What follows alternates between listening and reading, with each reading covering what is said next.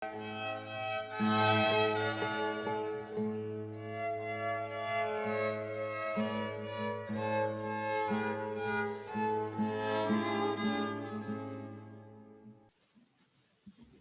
es profesor de hebreo y de otras materias de análisis literario de los libros del Antiguo Testamento en Nanar, Museo de las Sagradas Escrituras.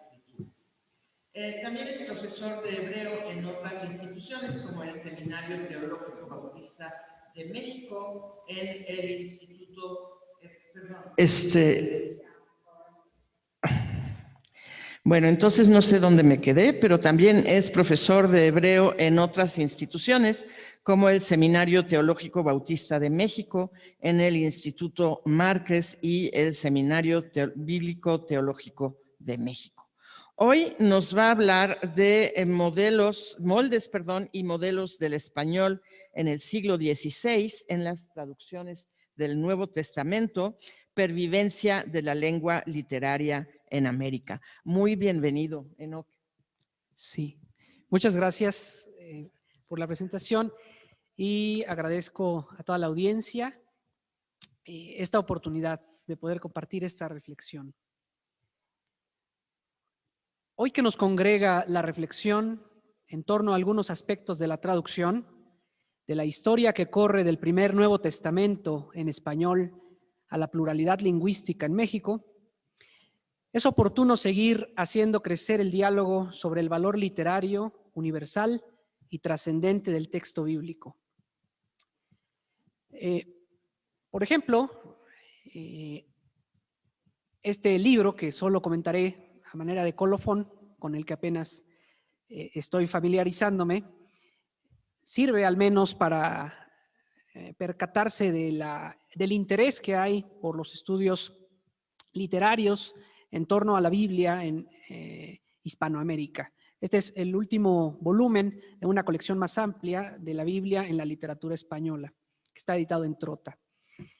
Y bueno, no versará exactamente sobre eso la conferencia, sino sobre los pasos previos a lo que sería la Biblia como un primer momento del español que nos ofrece ese largo camino hasta llegar a América. Así, en algunas introducciones a la Biblia se ha colocado la siguiente cita de Víctor Hugo. Cito: de cuantos libros circulan entre las manos de los hombres, solo dos deben ser estudiados por él, Homero y la Biblia. Es que estos dos libros venerables, los primeros de todos por su fecha y por su valía, casi tan antiguos como el mundo, son a su vez dos mundos para el pensamiento.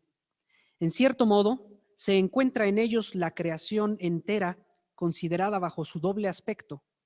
En Homero, por el genio del hombre; en la Biblia, por el Espíritu de Dios.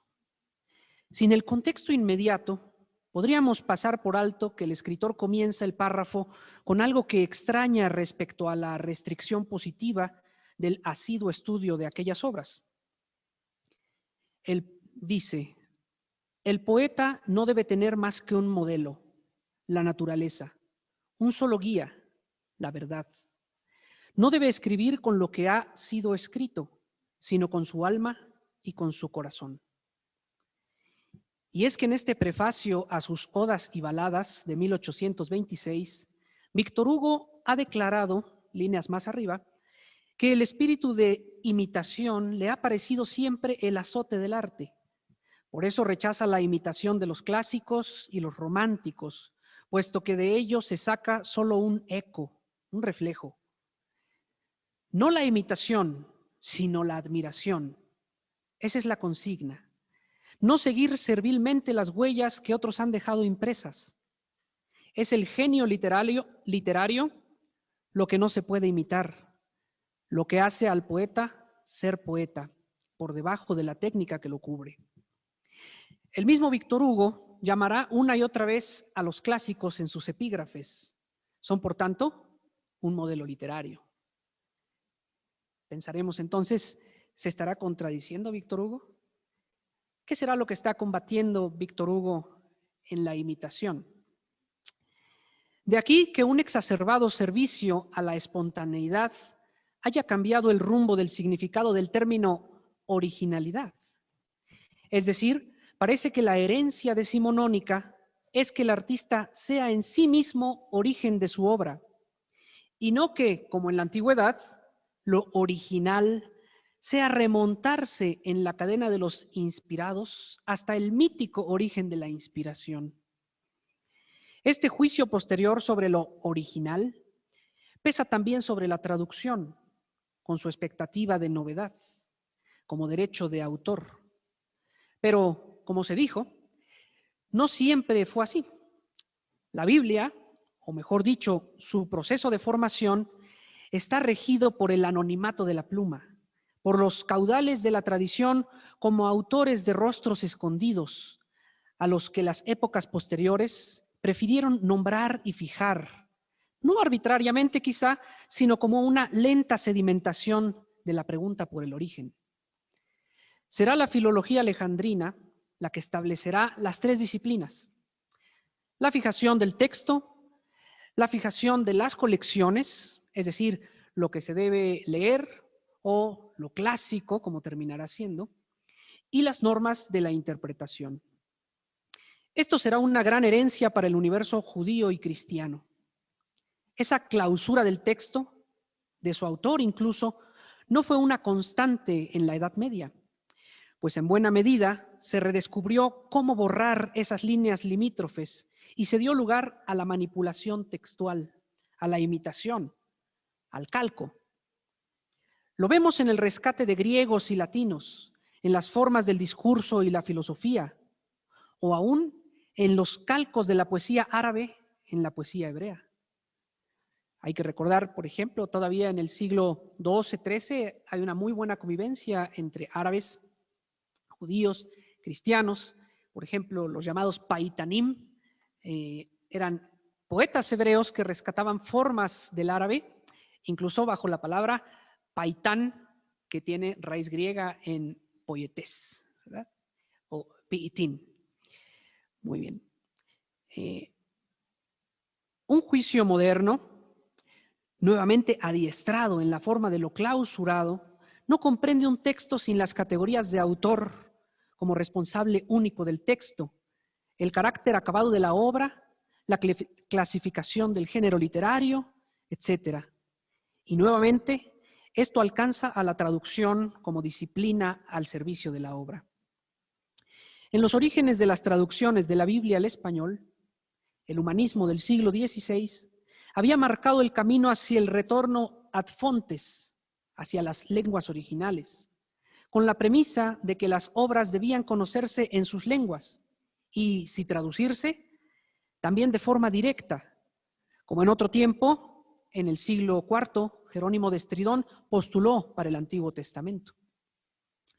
Hay que recordar aquí cómo la Septuaginta, la Biblia en griego, la traducción del hebreo al griego en el siglo III a.C., había marcado en realidad todo el mundo judío, aunque se pensara en algún momento que solo era el canon alejandrino. Hoy se corrige la idea de que aún en Palestina la Septuaginta era de uso corriente, y así también para el cristianismo, de manera que tendremos por ahí una discusión muy interesante entre Agustín y Jerónimo sobre si ha de traducirse nuevamente, claro, desde la postura de Jerónimo, del hebreo ahora al latín.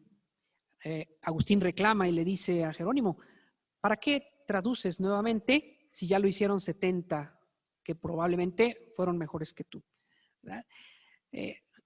Jerónimo contestará, digamos, con poca paciencia de filólogo, y le dirá: bien, señálame, ¿de cuál de las tres ramas o de las recensiones traduciré? ¿Verdad? Es decir, creo que Agustín no sabía muy bien de lo que estaba hablando, y Jerónimo de ahí es que emprende la idea de la hebraica veritas, es decir, la verdad hebrea desde la que hay que traducir.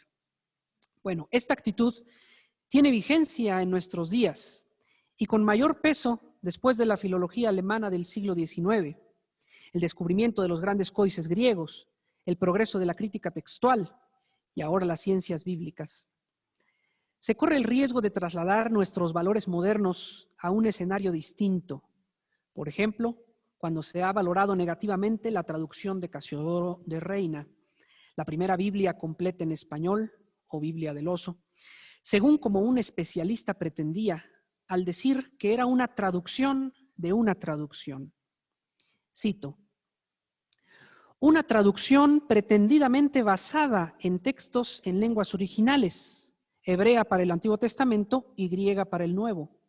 Decimos pretendidamente basada en textos en lenguas originales porque todo parece indicar que la hizo sobre el texto de la versión latina del dominico italiano Santes Pagnino. Cierro la cita.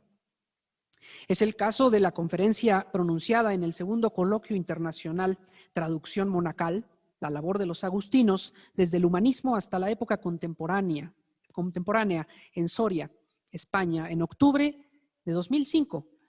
Conferencia que lleva por título Casiodoro de Reina, traductor de la Biblia al español en el siglo XVI, escrita por Jesús Cantera Ortiz de Urbina, que fue profesor emérito de la Universidad Complutense de Madrid, catedrático de Filología Francesa y doctor en Filología Semítica, con publicaciones en distintas editoriales, un amplio repertorio de artículos y conferencias y con reconocimiento internacional por diversas universidades.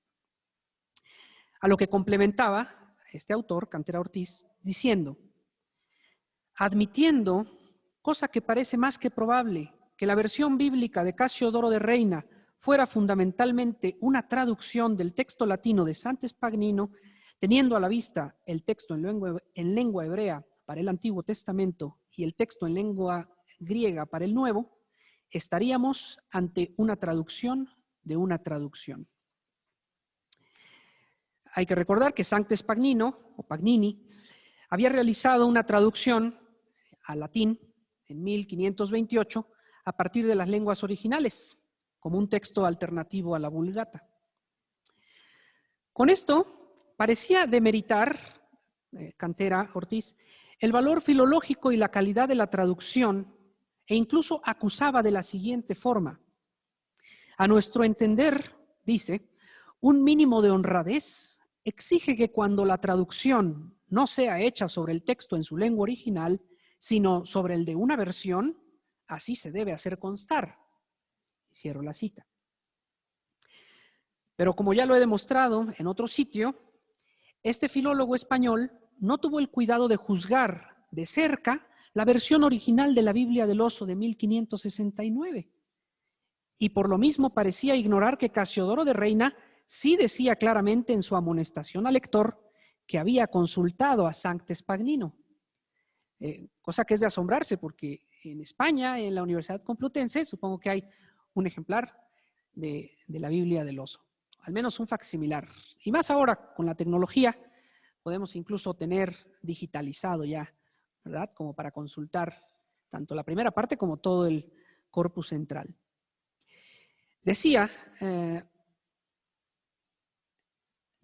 Casiodoro de Reina en su amonestación al lector, hablando de consultar el hebreo y además las otras fuentes, lo cual hicimos siguiendo comúnmente la translación de Santes Pagnino, que al voto de todos los doctos en la lengua hebraica es tenida por la más pura que hasta ahora hay.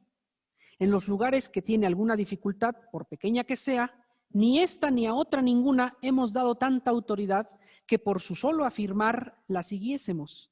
Antes hemos tenido recurso al mismo texto hebraico y conferidos entre sí los diversos pareceres, hemos usado de nuestra libertad de escoger lo que nos ha parecido lo más conveniente, sin obligarnos en esto a una versión más que a otra, pues siendo los pareceres diferentes, de necesidad habíamos de seguir el uno solo.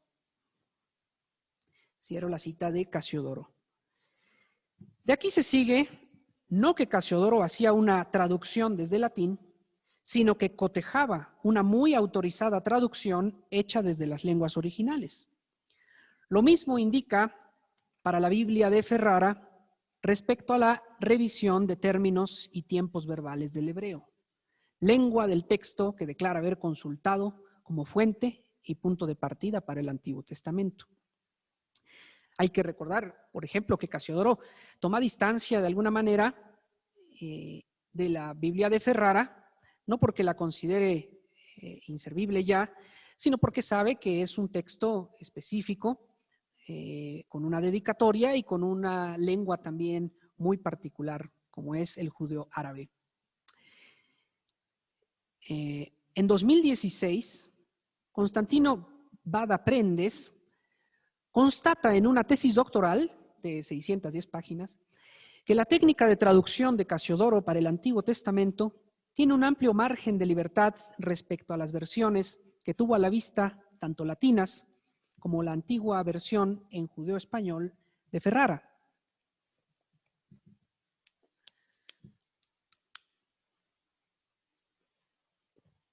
Para el Nuevo Testamento, sin embargo, nos dice Constantino Bada, respecto a la lengua castellana, Casiodoro de Reina era consciente de que su intención traductora había sido ya anticipada por parte de otros españoles, al menos en lo que respecta al Nuevo Testamento. Juan de Valdés, después el burgalés Francisco de Encinas y más tarde el cordobés Juan Pérez de Pineda, ya habían defendido la libre traducción de los textos bíblicos al castellano, y estos dos últimos habían ambos ilustrado sus intenciones con sendas traducciones del Nuevo Testamento. En las dedicatorias de estas traducciones, los autores nos explican las razones concretas que les han empujado a realizar esta ardua labor, razones que conocía muy bien Casiodoro, que manejó ambas versiones en su propio empeño traductor. Antes de la tesis de Constantino Bada, al especialista en lo concerniente a Francisco de Encinas, le parecía que la existencia de un nexo entre el Nuevo Testamento de Encinas y la Biblia de Reina Valera, así lo dice, era indudable, aunque difícil de valorar con exactitud. Estoy citando a Jorge Bergua Cavero en su libro Francisco de Encinas, un humanista reformado en la Europa de Carlos V. Ahora Bada establece en un estudio comparativo que Casiodoro de Reina, a medida que va avanzando en la traducción de los últimos libros del Nuevo Testamento, se muestra cada vez más dependiente de la versión de Juan Pérez de Pineda, copiando directamente de esta versión castellana que, a su vez, parece deberle mucho a la versión de Francisco de Encinas. Es a partir de la Carta de Santiago, sigue diciendo aquí Constantino, como producto de su análisis, cuando Pérez de Pineda se convierte en fuente principal, primero vertiendo su texto con algunas correcciones y luego prácticamente casi con ninguna variación. Esto ocurre hasta el mismo final de la traducción del libro de Apocalipsis. En Apocalipsis 22:20 se evidencia que ambas versiones solo diferencian en la inclusión del artículo determinado acompañando al sustantivo Jesucristo. Es decir, en vez de Jesús el Cristo y Jesucristo. Todo lo demás es igual en una versión que en otra. Este descubrimiento no impulsa al especialista a demeritar el trabajo de Casiodoro. Por el contrario, afirma, y cito, la constatación de que Reina ha copiado de forma directa la versión de Juan Pérez de Pineda al final de la traducción de la Biblia del Oso, pienso que no ha de restarle un ápice de mérito a la misma. Entendemos perfectamente las enormes dificultades del traductor en el increíblemente azaroso proceso de impresión de su obra, plagado de obstáculos que le obligaron a desplegar un esfuerzo titánico para finalmente lograr verter al castellano esta tan valiosa como poco conocida traducción de la Biblia del Oso, al menos en el mundo católico. Cierro la cita de Constantino Bada. El descubrimiento de Constantino Bada sobre la progresiva dependencia del texto de Pérez de Pineda, a su vez deudor de Encinas, por parte de Casiodoro hacia el final del Nuevo Testamento, puede caer en la acelerada sospecha que acusaría de simple copia, si regresamos sin más a ese término, o en el peor de los casos, de plagio, lo que carece de sentido si aceptamos que tendríamos que aplicar la misma severidad a la traducción de Pérez de Pineda, claramente realizada sobre el molde del Nuevo Testamento de Encinas. Es decir, según la comparación sistemática entre sendos Nuevos Testamentos, Encinas, Pérez de Pineda y Casiodoro de Reina, casi podemos asegurar que la misma correspondencia metodológica existe entre el primer traductor, Encinas, y el sucesor, Pineda, que la que existe entre este último y Casiodoro de Reina. Esto plantea que o fue una sucesiva copia sistemática, o que quizá el concepto de copia no sea el indicado para pensar el fenómeno. Si Casiodoro de Reina procede a la traducción del Antiguo Testamento con cierta libertad de innovación o de recreación de la lengua, se comprende bien si atendemos a su propia justificación respecto a la necesidad de un texto actual para la lengua vulgar frente a una versión como la de Ferrara, hecha por encargo para un sector de habla marginal. Mientras que al proceder a la traducción del Nuevo Testamento, Casiodoro podría reconocer el trabajo de sus predecesores que le han aventajado y que han construido ya lo que él tuvo que descubrir solo para el Antiguo Testamento. Si partimos de la analogía de la imprenta, la invención de los tipos móviles representaron la ductilidad y la eficiencia. En un primer momento, no se esperaría que un traductor esperase a patentar su propia tipografía para ganar eso que ya vimos que modernamente llamamos originalidad. Eso sí, pueden buscarse impresores que ya cuentan con los moldes. ¿No podríamos pensar que una traducción en un tiempo de difícil difusión de las ideas es un molde eficiente para trabajar sobre él? Esto explica mejor que sin empacho alguno, Pérez de Pineda trabaje sobre el molde de Encinas y a su vez Casiodoro sobre el de aquellos dos. De la misma forma, todos estos consultaron las traducciones latinas, no por impericia, sino porque para la época es la marcha natural del traductor. No puede ser un creador in stricto sensu, lo que no quiere decir que no se pueda ver en cada ensayo nuevo de traducción la impronta de la genialidad literaria de los traductores, ya que todos ellos claramente eran hombres de conocimientos amplios y de amplia cultura, y no solo facilitadores entre una lengua y otra. Aquí es que hay que decir que el molde no es lo mismo que el modelo, pues a lo segundo habría que asociar un tipo de imitación que no se limita al molde.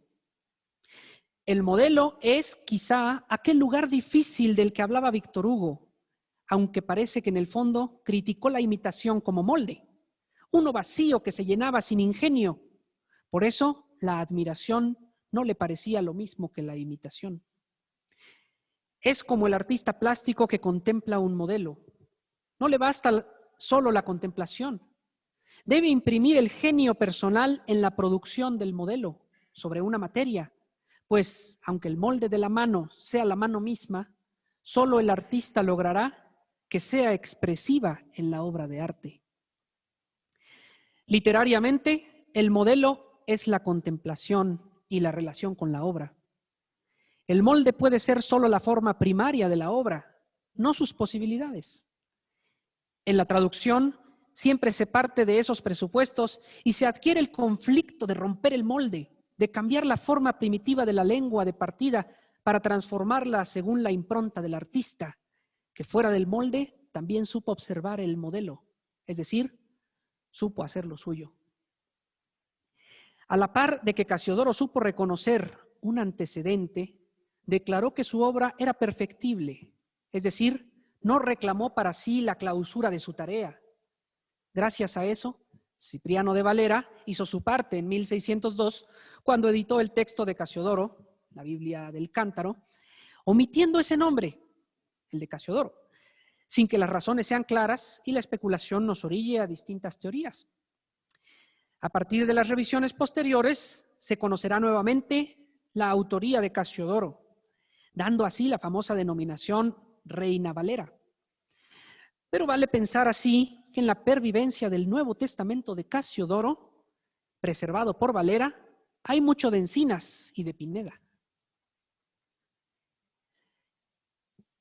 Estimar la difusión de este texto a través de los anteriores es entrar en la historia de una tensión curiosa. Por un lado, la tendencia a la actualización, a la adaptación de la lengua a los tiempos cambiantes como la lengua misma, y por otro lado, ese acusado anhelo de preservación, de saber que siempre queda algo de Reina y de Valera, aunque popularmente, por más conocido que resulte este texto en ciertos círculos, quizá jamás se haya leído el texto de 1569. Se da el curioso fenómeno de que poco se sabe de Casiodoro, no se diga en ámbito católico, sino en el protestante, es decir, donde más se ha leído esta herencia textual. Ya no se diga de Pineda o más lejos Encinas. No es sino hasta ciertos momentos del ciclo de los tiempos y en nuestras posibilidades editoriales que se hace asequible adquirir un facsimilar y por fin leer el primer eslabón de la cadena. Aunque esto es un decir, porque el costo no es para el consumo popular. Es irónico que estas primeras traducciones españolas perseguidas, así sin cambios ni adaptaciones, sean las menos conocidas por el pueblo hispanohablante. Con todo y eso, las derivaciones de la herencia textual de estas primeras versiones españolas son las que leyeron distintos sectores de población en América, desde escritores cultos hasta el que fue alfabetizado con uno de estos textos. Aprendieron de esos moldes antiguos hechos traducción y con ellos aprendieron los grandes modelos literarios de la Biblia, que no enseñan exclusivamente a creer, sino a pensar, a meditar y a cuestionar por medio de sus formas trascendentes del lenguaje humano, de la lengua y de la cultura. Se me viene con esto solo dos imaginarios literarios. Uno estaría en el texto de Monsiváis, que se llama La herejía que se hacía pasar por santa doctrina, y el otro, el también conocido Pierre Menard de Borges, Pierre Menard, autor del Quijote. En los dos textos acontece algo curioso. Hay que reescribir el texto, pero esa reescritura es de tal manera imposible que aquellos que pretenden suplantarla, recrearla, e incluso volver a inventarla, no tienen otro camino que escribir lo mismo. Se encuentran con el mismo texto. Al final, el clérigo que introduce una herejía no hace más que dejar un texto igual. Y Pierre Menard, para redescubrir el Quijote, no hace más que reescribir las líneas del Quijote. Lo que ha cambiado, como señala Borges, es la historia, es la suma de la historia y aquellos que leen en la perspectiva de la historia. Es decir, el autor pasa a ser el lector. El lector es el que transforma en realidad un mismo texto que le parece ahora totalmente otro. ¿Qué será de la oportunidad de leer nuevamente a Encinas en el mismo texto? ¿Será que nosotros podremos ser los reescritores de Encinas, los reescritores de Casiodoro, cuando en una época como la nuestra podemos regresar nuevamente a esos textos? ¿Encontraremos herejías? ¿Encontraremos ortodoxias? Finalmente, algunos autores que sabemos muy bien asociados en América, al menos a la versión de Reina Valera, como fue Monsiváis, o el chileno Pablo Neruda, sabemos que conocieron una forma de la Reina Valera o una derivación textual, como digo, de Casiodoro. Pero no sabemos en realidad cuántas líneas se han leído hasta este momento de la historia de Casiodoro de Reina, de Encinas, de Pérez de Pineda, de Juan de Valdés. Así que está abierta la historia a reinventar, a volver a escribir también a estos autores, que sigan siendo el molde, pero como decía Víctor Hugo, no un molde vacío, sino la contemplación y la admiración del modelo. Aprender de sus modelos literarios, aprender de un español sumamente bello como el del siglo XVI, aún en América. Muchas gracias.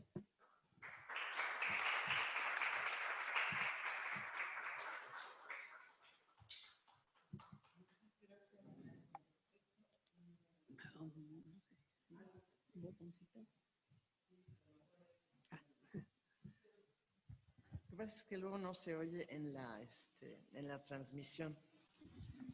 Bueno, entonces ahora sí ya. Muchas gracias por estas reflexiones tan interesantes que creo que nos llevan a reflexionar no solo sobre la naturaleza misma de la traducción, sino también la del traductor y su momento histórico, puesto que uno traduce para el público viviente, ¿verdad? Y por más exacta que quiera hacer su traducción, la quiere hacer, además de exacta, comprensible para quienes la van a leer. Y eso no es en el siglo XVI, sino es hoy. Tenemos ahí ejemplos de ediciones de la Biblia en español, como por ejemplo la Biblia latinoamericana, que hace un esfuerzo justamente de legibilidad para personas que a lo mejor no son tan estudiadas ni en teología ni en las lenguas originales de las que provienen el Antiguo y Nuevo Testamento, pero que sí tienen a la Biblia como algo muy importante en sus vidas. Me parece verdaderamente fascinante. Me parece muy interesante también el tema de copiar o plagiar o utilizar moldes. Yo no tengo experiencia de este tipo de documentos, pero sí de algunos del siglo XIX. Los grandes sabios del siglo XIX se rodeaban de los libros de otros que habían escrito antes que ellos sobre un tema determinado, y cuando uno los lee, no sé, a 3 o 4 que escribieron de lo mismo, también puede constatar que de repente pues, lo copió. Le pareció bien. Sí, yo creo que no es lo que hoy entendemos por plagio, ¿no? Es una manera quizás un poco más libre de reutilización de los textos en pro del resultado final. Eso también me parece verdaderamente fascinante. Bueno, pero ya hay aquí un primer comentario o pregunta. ¿Cómo le vamos a hacer con el micrófono? Es que el tema es que oigan el comentario también los que nos están siguiendo por redes.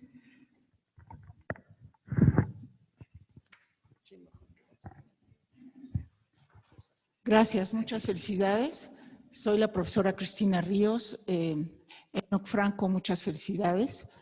Yo tengo dos preguntas. Una, ¿qué traducción habrá leído Luis de Carvajal, el mozo?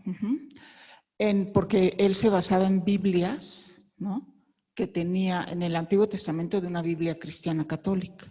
¿Qué traducción habrá leído Luis de Carvajal en el siglo XVI? Y la otra es Juan de Valdés como traductor. ¿A quién leyó antes? Y si esos textos que él tradujo fueron, porque se le acusó de alumbradismo, o sea, fue acusado por esos textos que tradujo y se prohibieron. ¿Qué me podría usted decir acerca de estas dos preguntas? Gracias. Bueno, en realidad no estoy del todo familiarizado con Carvajal. La pregunta de Valdés me parece, y si también sale a mi auxilio el profesor, que es muchísimo más versado aquí, que está para mi auxilio también, el profesor Cristian, si acaso será también la Biblia de Alba, que pudiese tener como antecedente, ¿verdad? En ese caso, ¿no? Es el español más cercano, además de que sabemos que había traducciones parciales, ¿no? La idea precisamente de llegar a Encinas es que Encinas tiene un Nuevo Testamento completo. Lo difícil, por supuesto, que sucedió en lengua alemana de la misma forma, era saber de dónde venían todas esas pequeñas traducciones que se habían hecho al paso, incluso en catenae, ¿no? En estas cadenas o en los evangeliarios, y que en realidad estaban en uso corriente fuera del uso oficial, ¿no? Entonces, pues sí, no sé si el profesor quiera añadir algo a esa pregunta, profesor. Qué compromiso. ¿Qué Bueno, tenemos a Luis de Carvajal el Viejo y Luis de Carvajal el Mozo, ¿no? Entonces, parte de la acusación que le hace la Inquisición novohispana es tener textos en hebreo. Entonces es muy probable que ellos no leyeran una traducción, sino directamente la Torá en hebreo. Sin embargo, de haber tenido una traducción por las fechas, ¿no? Tendría que haber sido pues una Biblia de Ferrara solamente, ¿no? Porque no había una traducción, digamos, católica hasta ese momento que circulara entre el pueblo. De hecho, no había en español. Ya estaba la Biblia del Oso, que algunos judíos de Ámsterdam preferían sobre la de Ferrara, porque era más entendible. Entonces, pero no tenemos un dato preciso de, tenía tal o tal Biblia en español, porque la acusación versa básicamente sobre el haberles descubierto los textos hebreos, ¿no? O sea, esta acusación que hace el hermano menor, que ante la muerte del padre se le hace extraño que laven el cadáver y que recen cosas que él no entiende, es lo que lo hace ir y acusar a la familia, ¿no? Entonces no menciona él alguna versión bíblica, sino los textos hebreos, que es quizá lo más probable, ¿no? En el caso de Juan de Valdés, pues sí, teníamos algunas traducciones previas, digamos, los manuscritos escurialenses, que serían prealfonsinos, pero que pues la mayoría se perdió, pero tenemos el I6, el I9, el I7, el I8, la Biblia de Ayuda o Ajuda, alguna traducción de Martín de Lucena, de Ambrosio de Montesinos, pero que los haya conocido, pues no sabemos. Ahora, probablemente sí, porque la acusación de alumbradismo es muy interesante. Los alumbrados son en primer lugar católicos que buscan una espiritualidad interior, libre de formas más bien ritualistas, y a esa corriente se añaden muchísimos judíos conversos.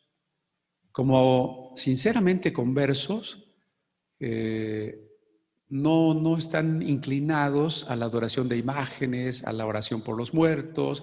Entonces para ellos es lo más natural adscribirse al alumbradismo.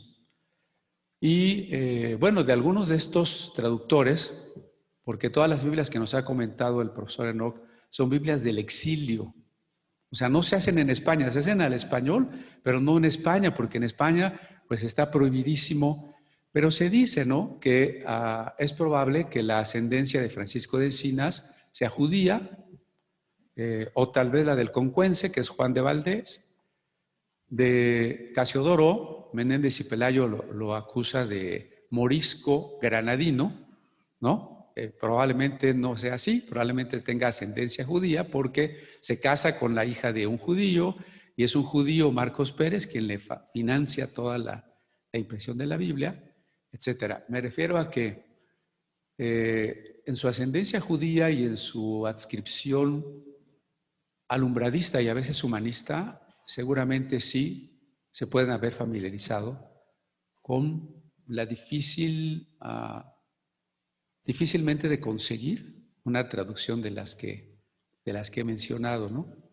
Pero bueno, creo que el esfuerzo principal estaba en su estudio del griego y del hebreo, para lo cual pues sirvió tanto las clases de la Universidad de Salamanca, en que los judeoconversos daban clases de hebreo, como el gran renacimiento humanista de la Complutense con Jiménez de Cisneros, y luego esa sabiduría pasa a Sevilla. Entonces yo creo que eso es lo que la plataforma, pues, académica que les permite familiarizarse con las lenguas y traducir.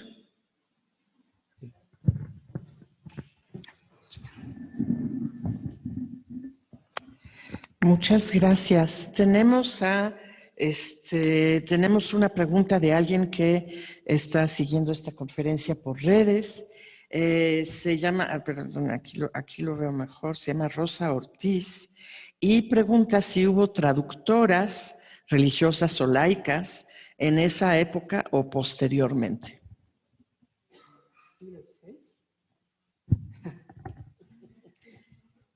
Está compleja la pregunta. Está compleja la pregunta. No sé, profesor, ¿traductoras en esa época? Gracias. Bueno, no tenemos noticia. Lo que sí valdría la pena mencionar es que es grande la pléyade de mujeres adscritas al movimiento español de reforma. Por ejemplo, Juan de Valdés dedica su texto del diálogo de doctrina cristiana a doña Julia Gonzaga y con ella trabaja muchísimo de la reflexión, o Juan Pérez de Pineda a la duquesa de Ferrara, a Renata. Tenemos el caso de que la Inquisición quema 800 personas en 4 autos de fe en la Plaza Mayor de Sevilla, alrededor de 1560, por ahí un poco antes, poco después. Y muchas de ellas son mujeres, como Isabel de Baena, que participaron en los grupitos que estudiaban la Biblia en secreto.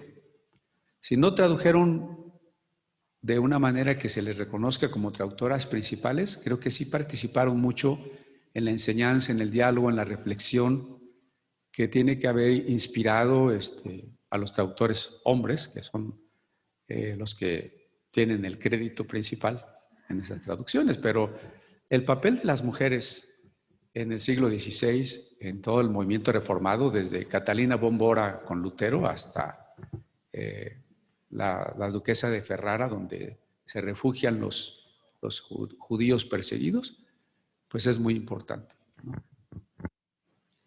Sí. Voy a meterme en un terreno que no es mío, pero en general, en el siglo XVI en adelante, que es donde yo empiezo a conocer un poco más porque lo veo desde la Nueva España, las mujeres eran más vulnerables todavía que los hombres en términos de expresar conocimientos o tener conocimientos y ser perseguidas por una mala interpretación de esos conocimientos. Eso va especialmente para las mujeres que tienen conocimientos de medicina, las parteras, etcétera, etcétera. Entonces, quiero pensar si hasta el siglo XX era mal visto que escribiera una mujer y se ponían seudónimos de hombres, con más razón en el siglo XVI eran prudentes las mujeres a pesar de su gran presencia antes de firmar algo como propio, ¿no? Ni hablar de que pues, no se les enseñaba a tantas mujeres a leer y a escribir. En fin, es una pregunta interesante, imposible de responder, ¿verdad? Imposible de responder. Actualmente sí tenemos una primera traducción a El Cantar de los Cantares, por ejemplo, hecho por una mujer, Emilia Fernández Trejo, ¿no? Es interesante la primera traducción. Y bueno, por supuesto, ya muchas otras traductoras también de la Complutense que trabajan en textos judíos, que trabajan en textos hebreos, ¿no? Por ejemplo, Judith Targarona Borrás, ¿verdad? Que al lado de Ángel Sáenz Vadillos, hebraístas, ambos, que nos ofrece un diccionario maravilloso, ¿no? Uno de los mejores diccionarios, digamos, sería un ejemplo actual, ¿no? Sería contemporáneo. ¿Hay alguna otra pregunta o comentario aquí en la sala? Adelante, primero acá y luego acá. Muchas gracias al licenciado Enoch y a Vero también. Gracias. La pregunta que tengo es la siguiente. ¿qué versiones podrían haber circulado en el siglo XVI, ya en Nueva España, con las cuales los indígenas o la población indígena se haya castellanizado y haya podido leer? ¿Tenemos constancia de estas versiones, de esas traducciones que pudieron haber circulado entre los pueblos indígenas? ¿Qué tanto acceso tendrían ellos? Bueno, el primer contacto que tendrían en realidad no sería el de las Biblias completas, por ejemplo, porque en efecto fue prohibida la Biblia, y ahí es donde entra la historia precisamente de estas Biblias perseguidas, introducidas por sociedades específicas, ¿no? O sea, como las sociedades bíblicas en Inglaterra, que habrían introducido precisamente de contrabando el texto, ¿no? Y sobre todo el texto de Casiodoro.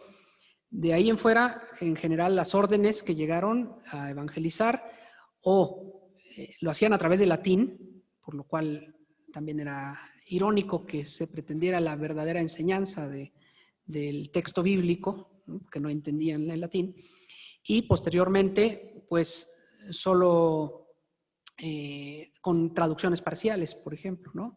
Como el tratado... Ahí se me fue ahorita el de Doctrina Cristiana, se llama, si me puede ayudar Areli, ¿recuerdas cómo se llama? El de Doctrina Cristiana, ¿verdad? Se me fue ahorita, con de las casas también, es decir, introduciendo parcialmente la Biblia, ¿no? No las versiones enteras, que incluso también... hasta después en el mundo católico, solo con la Biblia de Esquío de San Miguel, o Xío de San Miguel, y la de Félix Torres Amat, ¿no? Habría conocido el mundo católico en realidad las versiones españolas. Esas son las que estuvieron en mayor circulación, ¿no? ¿Sí quiere complementar el profesor? Sí. No sé, ¿preguntaste algo de traducciones indígenas? ¿O entendí mal? O más bien las traducciones españolas que circularon en el mundo indígena. En el mundo indígena. Ah, no, ok. No, es que estaba yo pensando más bien que en este año se cumplen los 500 años de la llegada de los franciscanos. Los franciscanos sí hacen traducciones a lenguas indígenas, náhuatl, otomí y tarasco fundamentalmente, evangelios, por ahí algún apocalipsis, pero los concilios provinciales dirigidos por los dominicos, el primer concilio y el segundo concilio provincial de México, prohíben esas traducciones y queman la mayoría. Son muy pocas las que han sobrevivido. Entonces, bueno, me quedé, más bien me distraje. Entonces, sí había traducciones o esfuerzos de traducciones indígenas y luego se suspendieron hasta empezando el siglo XX.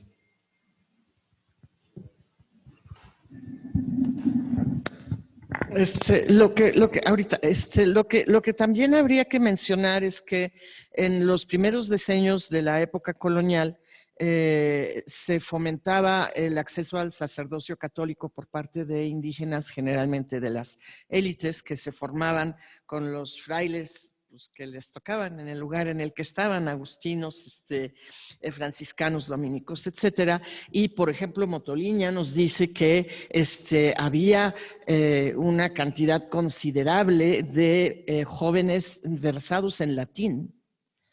Es decir, no tenemos que imaginar que están esperando que les lleven las cosas a lo mejor en náhuatl, etcétera, sino que aprenden muy rápidamente el español, el latín, y aprenden muy rápidamente a leer y a escribir con la escritura fonética que es la que traen los españoles.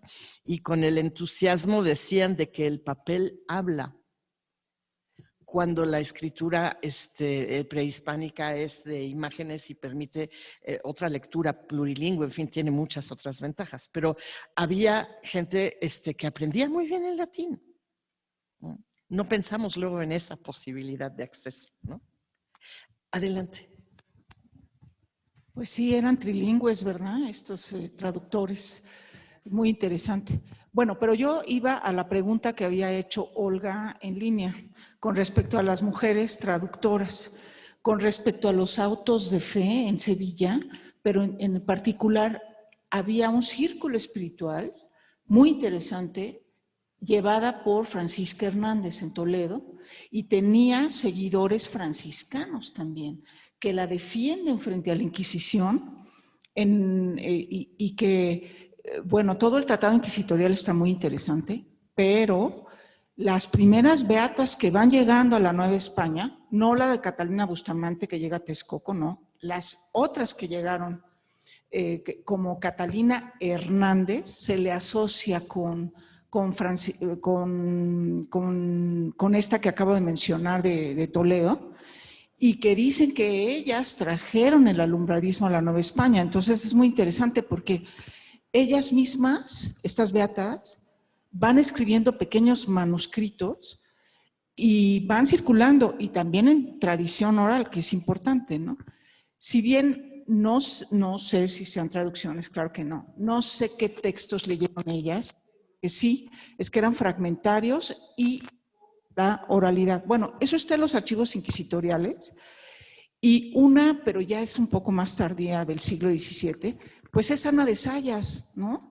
Esta seglar de Puebla, que ella a místicos españoles importantes y que la asocian con Juan de Valdés, pero pues la Inquisición solamente metía como alumbrado a todo mundo, ¿no? Pero en realidad ella era una neoplatónica, ¿no? Contemporánea de Sor Juana Inés de la Cruz, ¿no? Es muy interesante porque mujeres que leen en el ojo de la Grande en Sevilla sobre ellas, ¿no?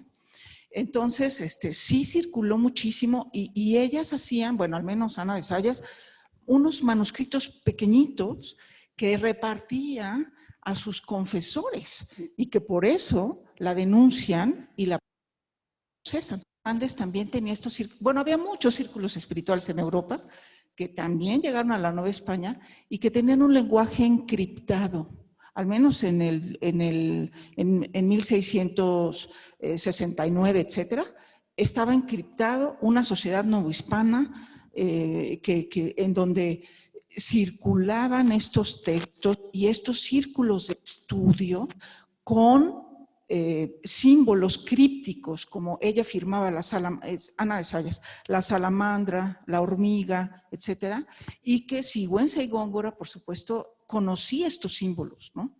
Pero bueno, es nada más pero de traductoras no sé, pero sí escribían escritos espirituales que circulaban.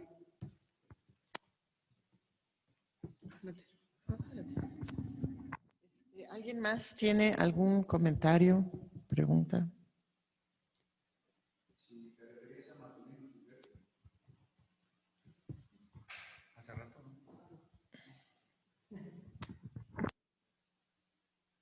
Bueno, yo me quedé pensando en el tema de la traducción, que a partir de no sé qué libro y hasta el Apocalipsis ya de plano parece como directamente copiado de.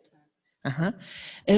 Creo que a veces sobreinterpretamos o nos olvidamos de que las personas de hace 400 años son o eran como nosotros. Es decir, a lo mejor le puso tanto esmero al principio que se tardó mucho y de repente urgía porque había una posibilidad de imprimir.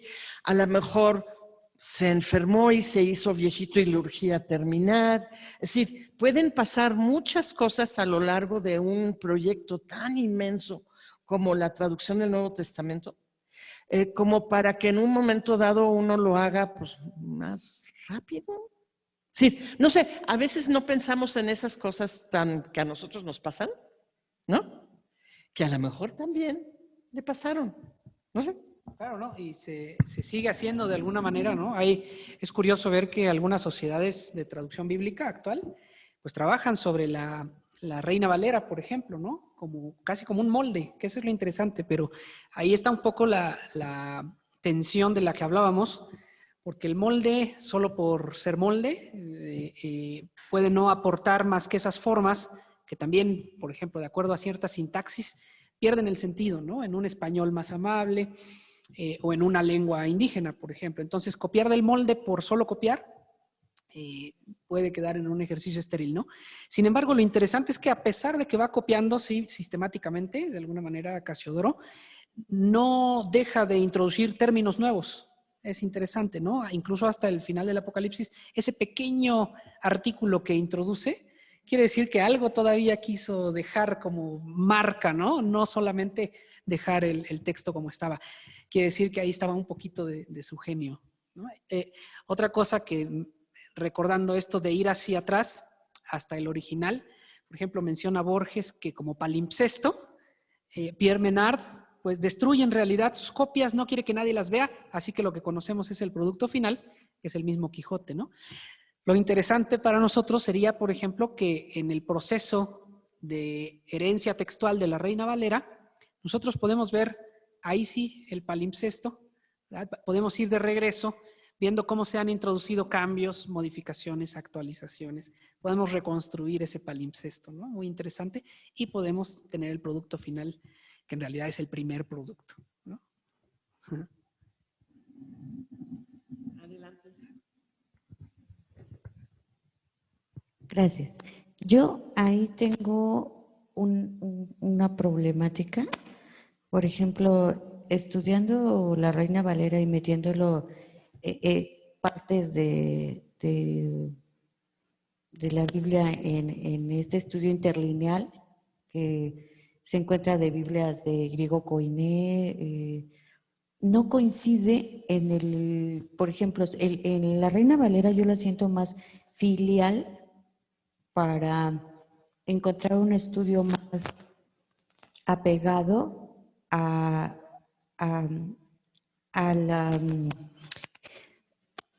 alma de la palabra en ese momento que se está transmitiendo. O sea, porque estas Biblias, tengo ese problema con estas Biblias contemporáneas, que al dar este escrito a un lenguaje más contemporáneo, más está virtiendo, siento yo, la opinión de la persona al hacer este tipo de traducción. Porque si uno ya lo busca en texto en griego, junto con la de Reina Valera, están muy afín, y cuando uno se pasa al lenguaje contemporáneo, se pierde el sentido de la traducción, siento yo. Me he topado con varios, no con todos, pero me he topado, al estarlo estudiando así muy dedicadamente, he encontrado que no coincide. Se perdió la idea. Por una sola palabra se perdió, porque se vertió la opinión del autor. Es sentido. Me sucedió con esto de las vigilias. Por ejemplo, las vigilias que se estipulaban que eran a las 3, a las 6 y todo esto, de las que se habla. Por ejemplo, en las vigilias que eran a las 3 de la mañana es porque ya iba a haber un nuevo amanecer. Es porque está hablando de un cambio. Y cuando se habla en lenguaje contemporáneo, al no conocer en esta estructura de lo que habla el grupo judío, en la cosmogonía que vivían en ese tiempo, de qué eran, qué significaban para ellos las vigilias, que una vigilia al hablar que era la tercera o cuarta vigilia, la que era a las 3 de la mañana, entonces estoy hablando de un cambio, y no se toma eso en el lenguaje contemporáneo. Ellos lo están tomando literal.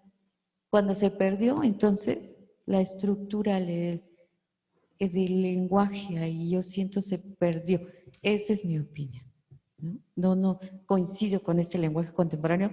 No me es tan grato. Pienso que sigue siendo más filial la Reina Valera 60.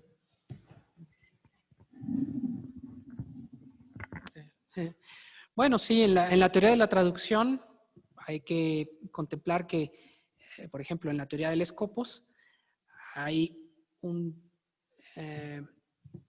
fin de la traducción, incluso un público al que va a ser dirigida la traducción. Entonces, de alguna manera, las traducciones contemporáneas que pretenden tener un lenguaje más accesible, están cumpliendo con una función, digamos. La genialidad de las Biblias, como la de Casiodoro de Reina, incluso la original de 1569, es que en realidad está combinando o está logrando con esa genialidad el encuentro de la lengua vulgar con un español cultivado también, un español literario. Y eso es a lo que nos referimos quizá también con moldes literarios, ¿no? Que estaban ahí. Es un español anterior al Quijote y que finalmente tiene no solo la intención de comunicar un contenido, sino en la forma en la que comunica ese contenido, ¿no? Es decir, buscar la estética también. Digamos que las formas arcaizantes de la Reina Valera con sus derivaciones pretenden permanecer en ese arcaísmo de la Reina Valera. Y ahí hablábamos de la tensión, ¿no? De la actualización, por una parte, y del ancla que es el texto de Reina Valera, que no se pierda. Pero digamos que hay otras versiones actuales de muy logrado aspecto literario, como la Biblia de Luis Alonso Shekel, por ejemplo, la Nueva Biblia Española, ¿verdad? Que también tendrá, digamos, un ofrecimiento literario muy interesante, ¿no? Que ahora conocemos como la Biblia de nuestro pueblo, la Biblia del peregrino, ¿no? Es interesante porque parte de la estilística de la traducción, ¿no? Bueno, y al ser tan leídas y tan longevas, ¿no? Estas traducciones del siglo XVI, pero tan leídas también las contemporáneas, a su vez marcan el español de su tiempo, como el Quijote marcó el español de su tiempo y el nuestro, ¿no? Sí, hay una especie de ir y venir entre ese trabajo y la lengua y nuestra herencia, ¿no? Es muy, muy interesante. ¿Hay otro comentario aquí atrás, por favor? Gracias. Soy Dante Figueroa. Hace unos momentos atrás, el joven que está al frente preguntaba acerca de, pues, qué circulaba, ¿sí? A principios de cuando iniciaba la colonización, ¿no? Aquí en México, en América Latina. Y cuáles eran esos textos.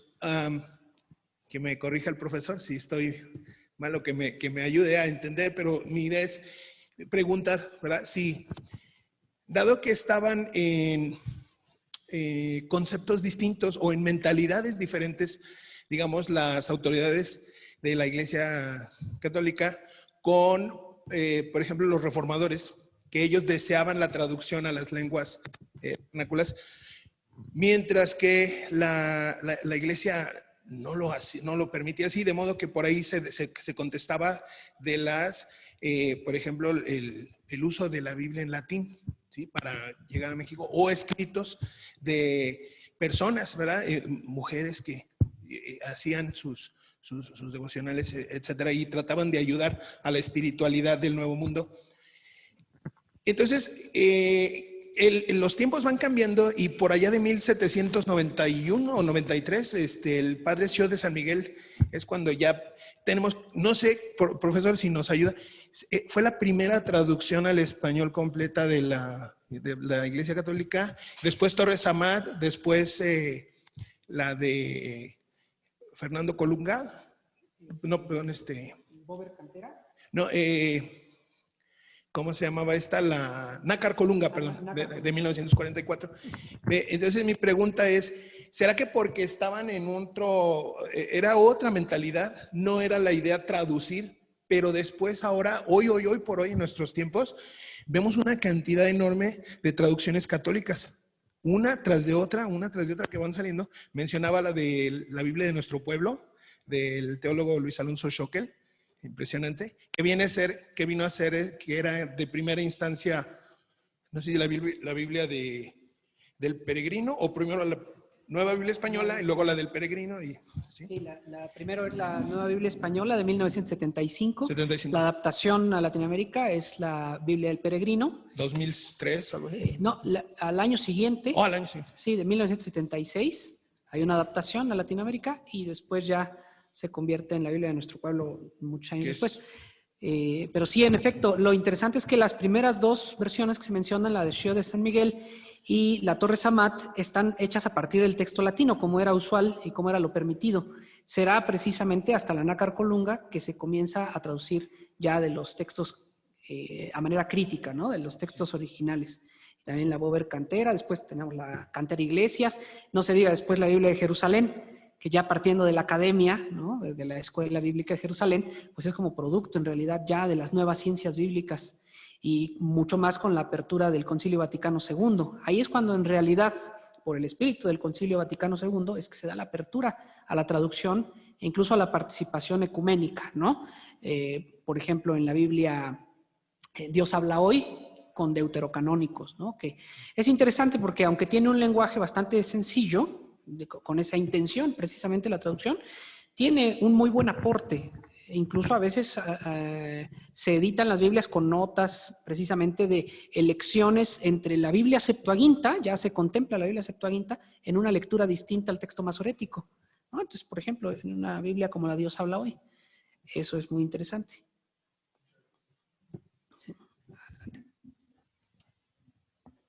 A ver, hay aquí un comentario en redes de Samuel Méndez.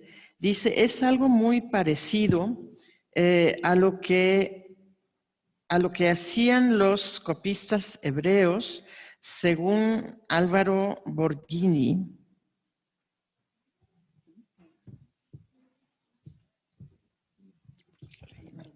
No lo ubico. No ubico a Álvaro Borghini. ¿Cómo se refiere a la manera de traducir? O la manera, decían los copistas hebreos. Pues no sé, lo que sí hay, eso nada más me vino así de repente a la mente. Hay en 1547 el llamado Pentateuco de Constantinopla, que ese sí es muy interesante, que está hecho en columnas, como si fuera una Biblia políglota, y una de las columnas está escrita en español, pero con caracteres hebreos. O sea, como un aljamiado, es decir, como cuando se hacía con el árabe, es decir, las letras árabes, y se hablaba otra lengua, aunque estaba representada por los caracteres árabes, así con el hebreo, ¿no? En este Pentateuco de Constantinopla.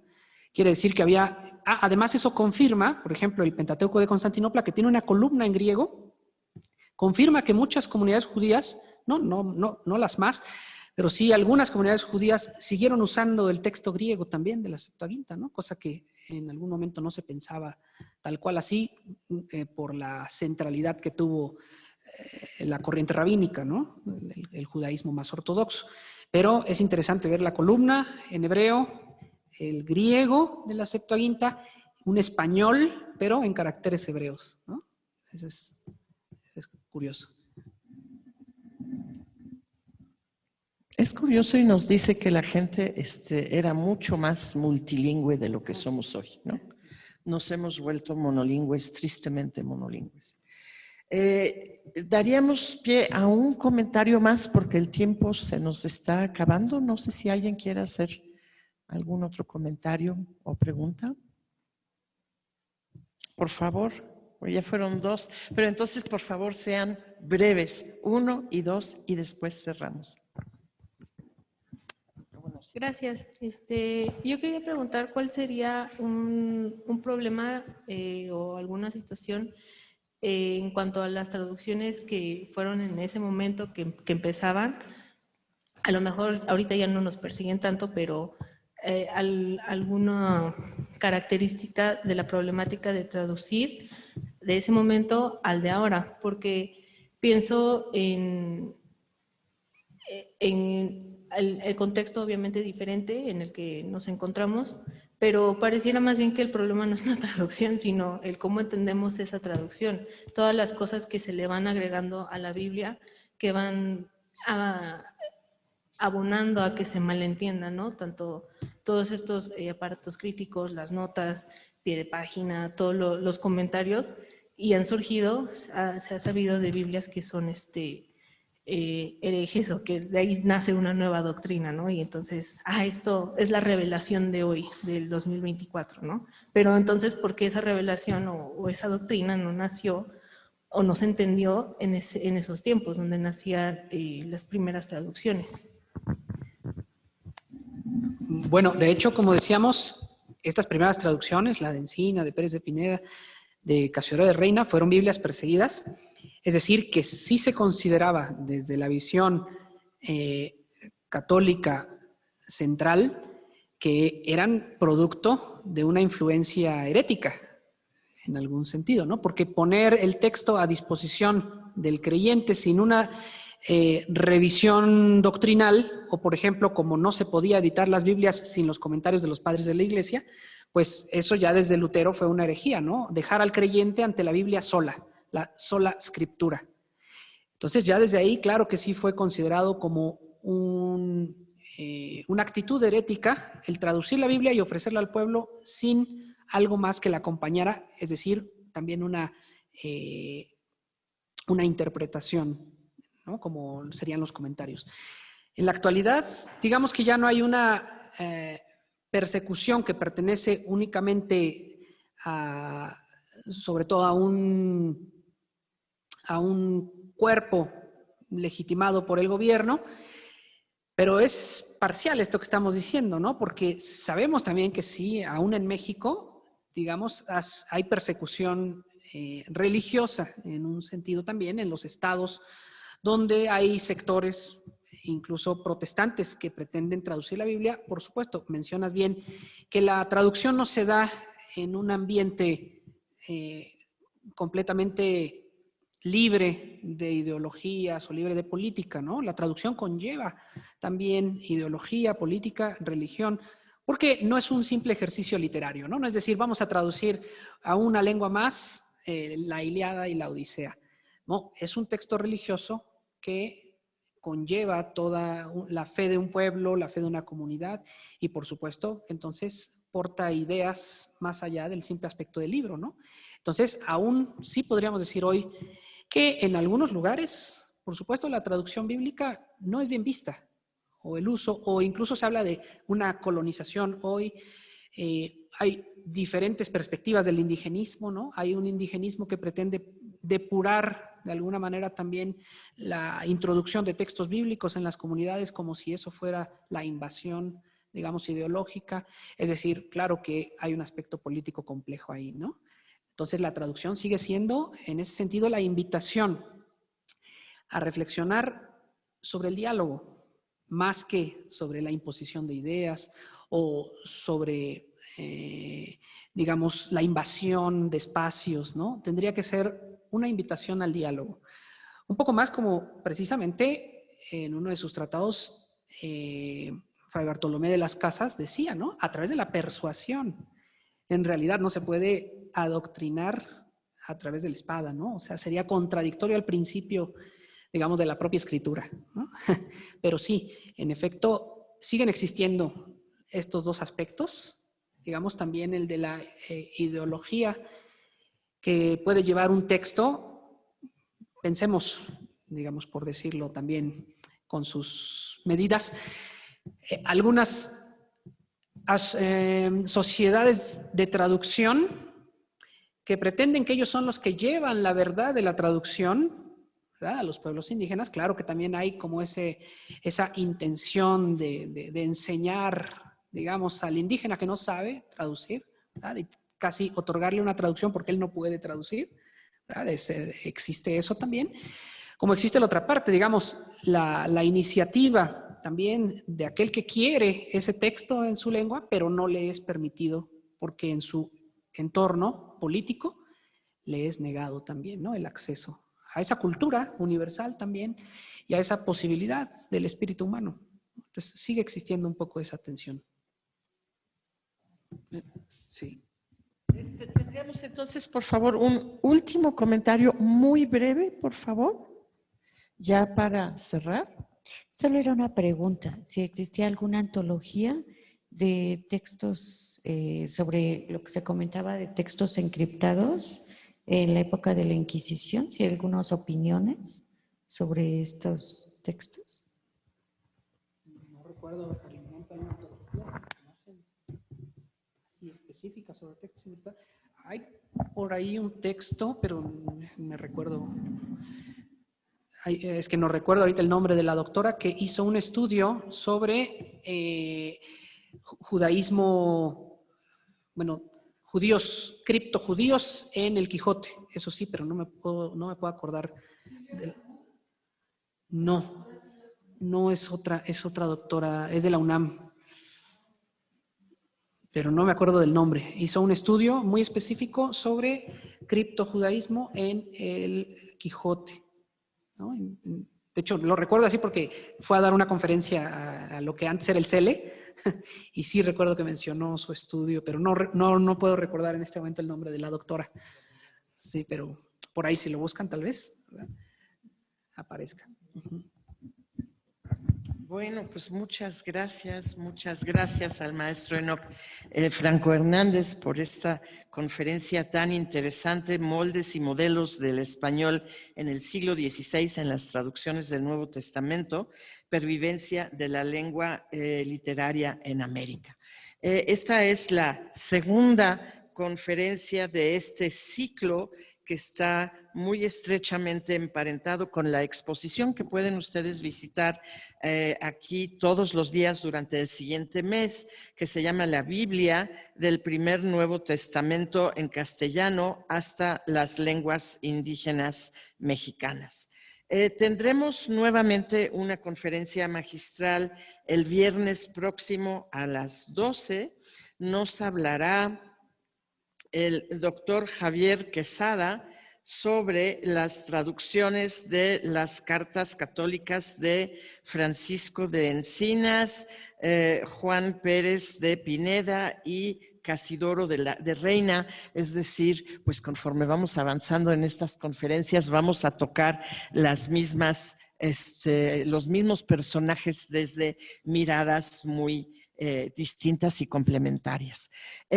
Quisiera subrayar simplemente que la exposición puede visitarse todos los días, pero que en especial los viernes pues se puede combinar esa visita con la conferencia magistral. Habrá otras 4.